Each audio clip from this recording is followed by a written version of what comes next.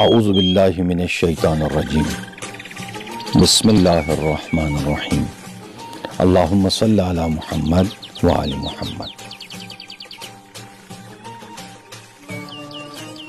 اکثر اوقات ایسا ہوتا ہے کہ لوگ سخاوت کرتے ہیں لیکن ان لوگوں پر جن سے ان کا کوئی مفاد وابستہ ہو۔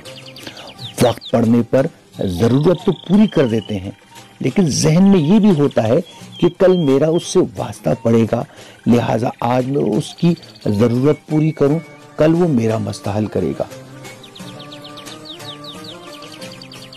فرزند رسول حضرت امام حسین علیہ السلام خالص ترین سخاوت کا معیار بیان کرتے ہوئے فرماتے ہیں، سب سے زیادہ سخی وہ ہے جو ان کو بھی دے جن سے اسے کوئی امید نہ ہو۔